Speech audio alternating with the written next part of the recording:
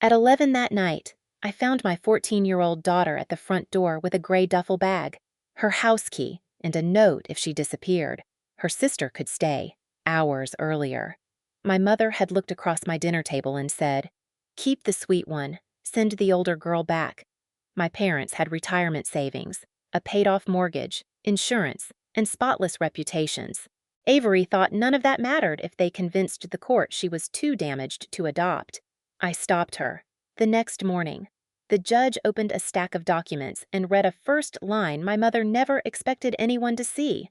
"Before I tell you what happened in that courtroom, hit like and tell me where you're listening from.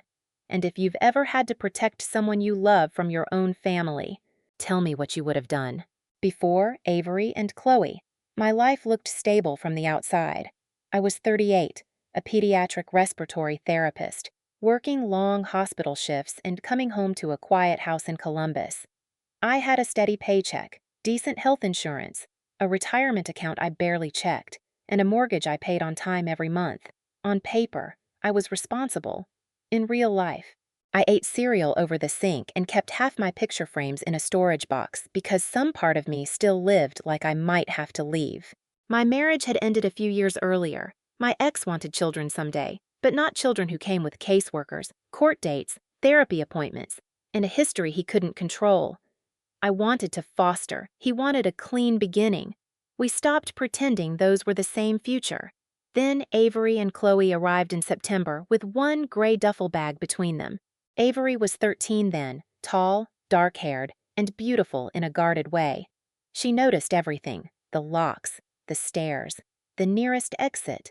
Chloe was 5, all curls and missing teeth, holding the sleeve of Avery's hoodie like it was a seatbelt. They had already lost more than most adults I knew. Their mother was gone. The relative who took them in afterward died less than a year later. Then came foster care. One placement ended quickly. Another family wanted Chloe badly enough to ask whether Avery could be moved somewhere else. Avery heard that conversation. That first night, Chloe fell asleep sideways across the bed before I finished unpacking her pajamas. Avery thanked me, called me ma'am, and slept on top of the blanket in her jeans.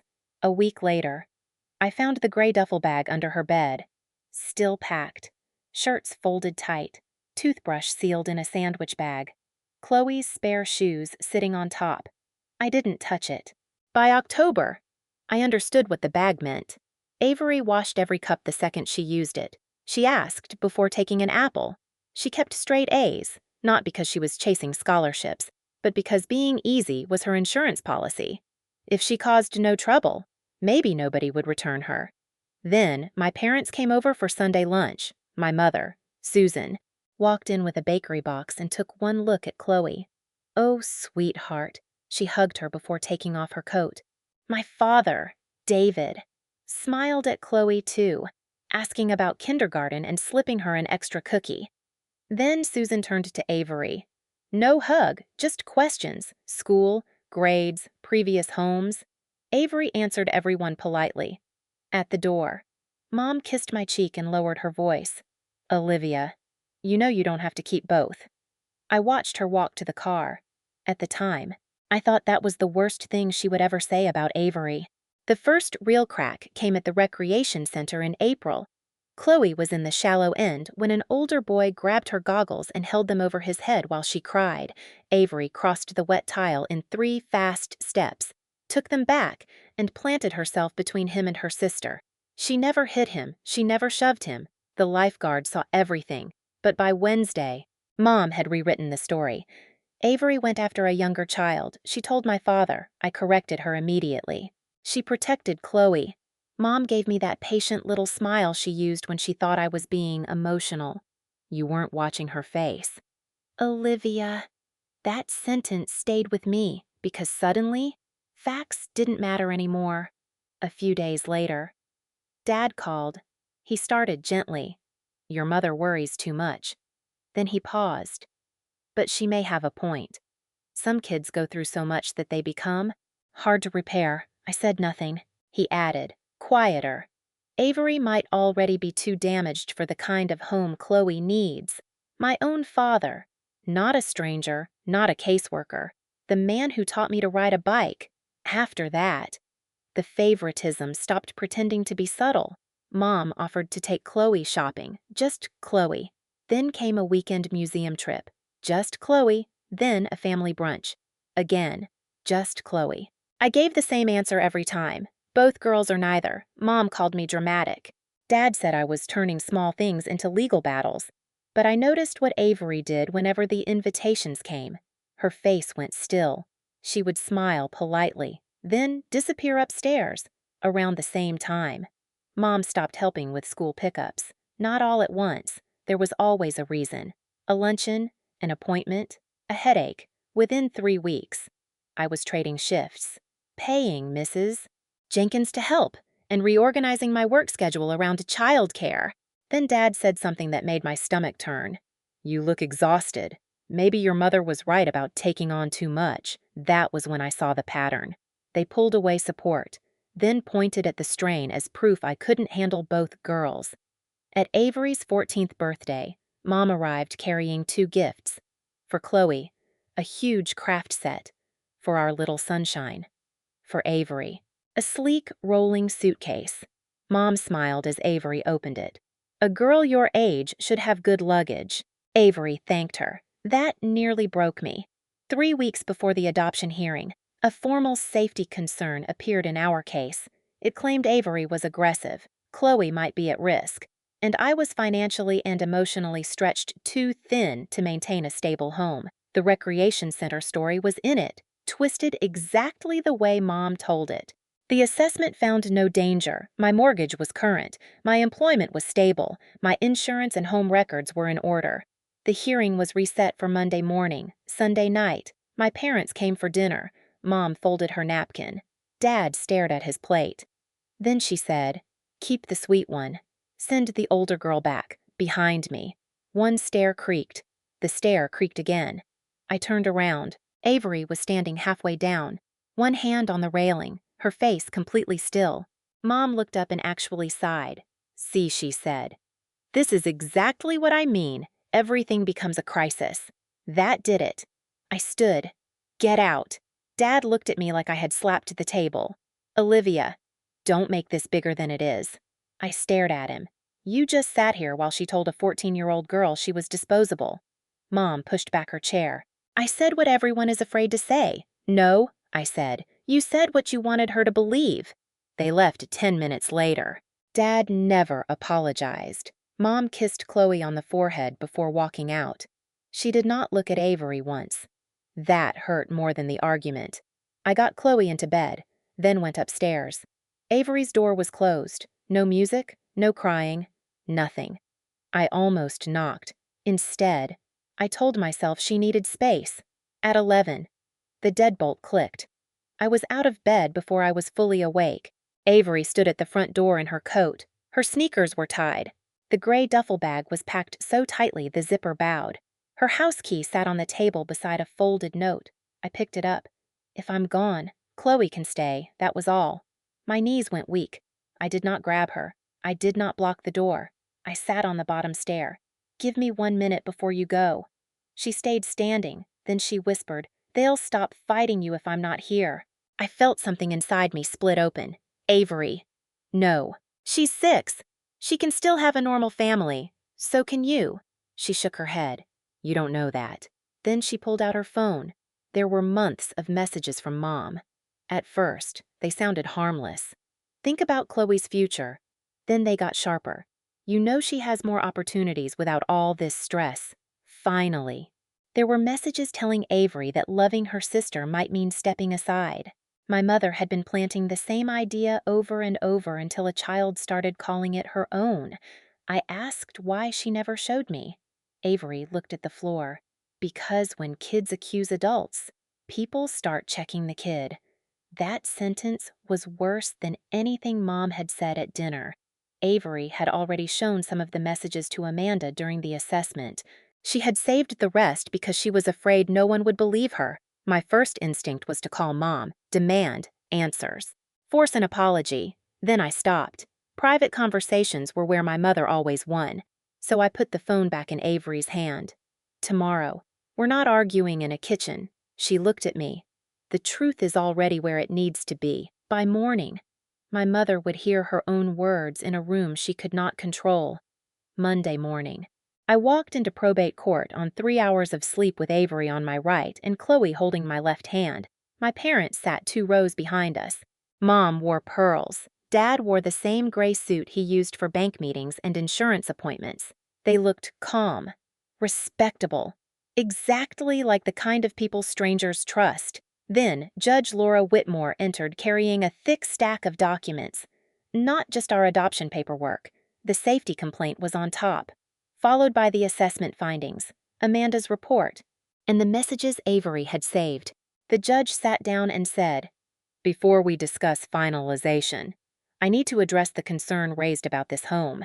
My mother shifted behind me. Judge Whitmore read the first line. "I'm writing because I'm worried about my granddaughter.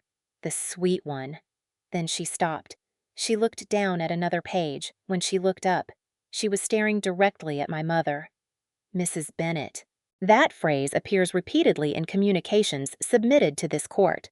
Mom's face changed. The confidence left first. Judge Whitmore continued. The recreation center incident had been verified. Avery had protected Chloe, not attacked anyone. The home assessment found no safety issue. My employment was stable. My mortgage was current. My insurance and household finances showed I could support both girls. And Chloe had described Avery as the person who makes me feel safest. Then the judge read 2 messages. One told Avery that Chloe might have a better future without her. The other suggested that loving her sister could mean stepping aside before the adoption became permanent. My mother stood halfway up. I was trying to protect Chloe. Judge Whitmore did not raise her voice. "Please, sit down." Mom froze. Then the judge said, "Concern does not excuse conduct that pressures a child to remove herself from a family." Dad leaned forward. "We never wanted anyone hurt." I turned around for the first time. He looked scared, because everything they had said privately was now sitting in a court record. Judge Whitmore turned to me. "Ms. Bennett, if your parents continue asking you to choose between these children, what is your plan?" My throat tightened. For 38 years, I had softened every answer involving my mother. Not that morning. "There is no choice left to make," I said. "These girls are my family. Anyone who treats either one as temporary, replaceable, or returnable does not get access to them until their conduct changes. I don't care whether that person shares my last name." Mom started crying. I did not turn around. Judge Whitmore nodded once, then looked at Avery. "Avery, this part belongs to you. Do you understand that you can say no?" Avery stood. Her hands shook. "Yes, ma'am. What do you want?" Avery looked toward my parents, then at me. "I've kept a bag packed since I was 12. I always knew where the door was. I thought being good at leaving was how I stayed safe." Her voice cracked. "I don't want to be good at that anymore." The courtroom went still. Yes, I want Olivia to adopt me. Chloe shot up beside me. And me too. Both of us. A few people laughed through tears. Judge Whitmore smiled for the first time that morning. She signed Chloe's decree, then Avery's, 2 signatures. After almost a year of home visits, financial checks, court delays, and one family trying to decide which child was worth keeping. It took less than a minute. Judge Whitmore set down her pen. "As of today, you are legally a family." Avery grabbed my hand under the table. The gray duffel bag was still at home by her bed, but for the first time, I knew she would not need it to leave. The legal part ended with a signature. The family part was harder. We stepped into the courthouse hallway with Chloe carrying a paper folder against her chest and Avery staring at the name printed on her final adoption record. Avery Bennett. She ran her thumb over it once, then again, like she expected the ink to disappear. My mother was waiting near the elevator. Dad stood beside her, hands in his coat pockets. Mom looked at Chloe first. Of course she did. Then she looked at me. "You really chose them over your family." Her voice was quiet, almost wounded. That old reflex inside me woke up immediately. Explain, soften it, make everyone feel better. I let it pass. "They are my family. Mom's mouth tightened. One day, you'll understand what this costs. I almost laughed. I had spent a year paying legal fees, rearranging work shifts, reviewing insurance coverage, sitting through home assessments, and making sure every mortgage payment and household bill was documented because someone kept questioning whether my home was stable. I understood cost just fine. You made Avery believe she had to disappear so Chloe could be loved, I said. That's the cost I care about. Dad stepped forward. We were trying to prevent things from getting worse. I looked at him. You watched them get worse. He flinched. For years. Dad had treated silence like neutrality. It wasn't. Silence had taken sides every time. I told them the boundary once. No private messages to either girl. No gifts for Chloe alone. No surprise visits. No asking relatives to carry messages. If they ever wanted a relationship with my daughters again, they would have to acknowledge what happened and treat both girls like they belonged. Not in words, in conduct. Mom said nothing. The elevator doors opened. She walked inside. Dad followed. That was the last time Avery saw them for several months. Life after court was strangely ordinary, and that was the beautiful part. School forms, dental appointments, grocery runs, Chloe complaining about vegetables, Avery leaving a cereal bowl in the sink and forgetting about it. Every tiny mess felt like progress. A few weeks later, the updated records arrived. Avery sat at the kitchen table and read her new name twice. Then she carried the courthouse photo into the living room. For years, I had left that wall almost empty.